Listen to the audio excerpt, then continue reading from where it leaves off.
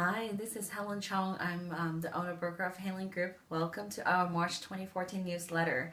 This month, I want to talk a little bit about what people have been asking me, and they're wondering if this housing recovery is going to be sustainable.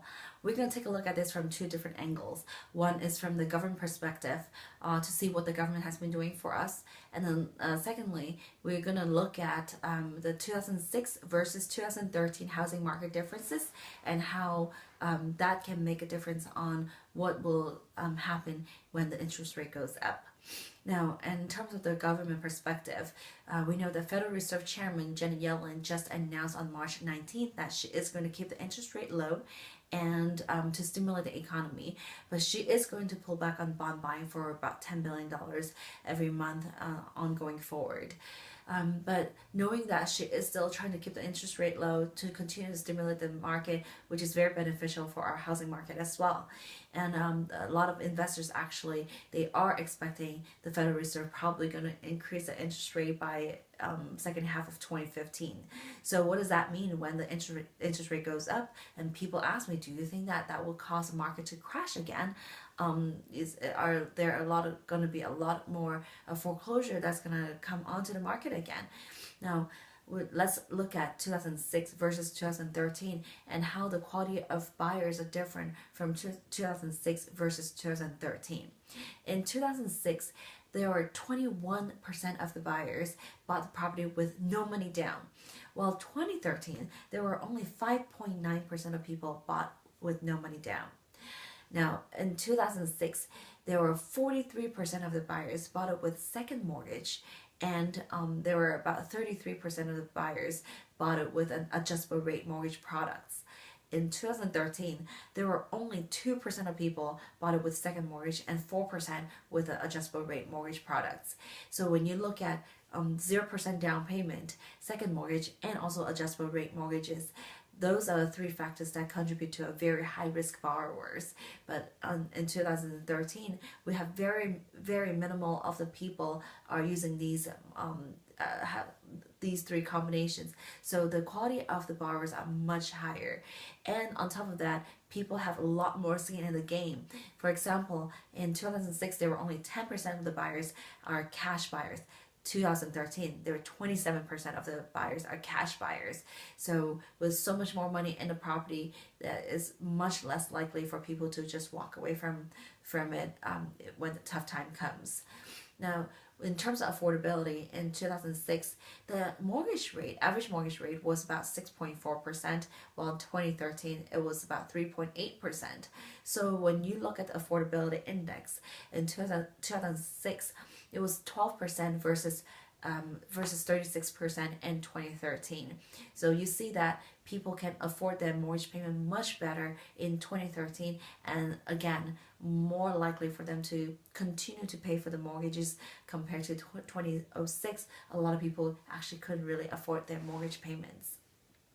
So now we talk about the interest rate hikes. Yes, the interest rate is going to increase sooner or later, most likely end of 2014 and probably 2015, and we're going to see the interest rate hikes. Now,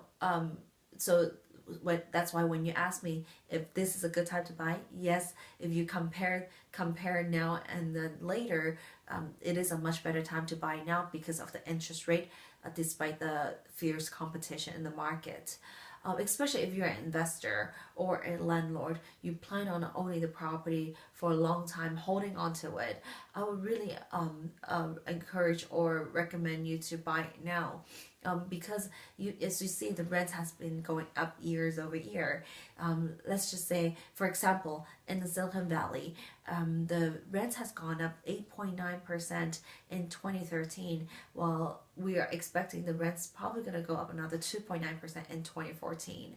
And so for the low borrowing cost and the rent increase, it is going to earn you a much better rate of return on the long run. And And also, a lot of businesses, a lot of corporations are expanding in San Jose in the Silicon Valley area, which is going to bring a lot more workforce as well. And also in downtown San Jose, there are a lot of revitalization projects going on. BART is going to extend their line from Fremont all the way down to North San Jose. So these are some very exciting things that are going on in Silicon Valley, and I'll definitely would love to talk a little bit more about it in our next newsletter. And this month, I actually wrote a blog, talked about living trust for our existing homeowners out there to consider.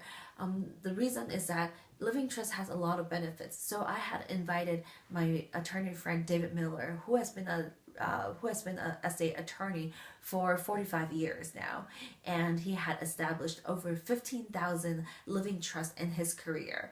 And he had given me this write up that I am sharing with all of you, to talk a little bit about the benefits of having a irrevocable living trust.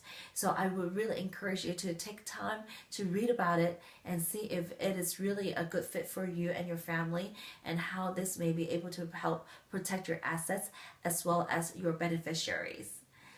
And last but not least, I would love to invite you again to join us on our Facebook and all of our social media sites. Please follow us, because we do post a lot of daily real estate news, as well as some interesting parenting articles and some coupon deals every single day. So we would love to keep in touch with you and keep you updated on our real estate. If you have any suggestions or feedback, feel free to email me. My email address is helen@haylengroup.com. And thank you again for your time to watch our video, and I look forward to seeing you next month.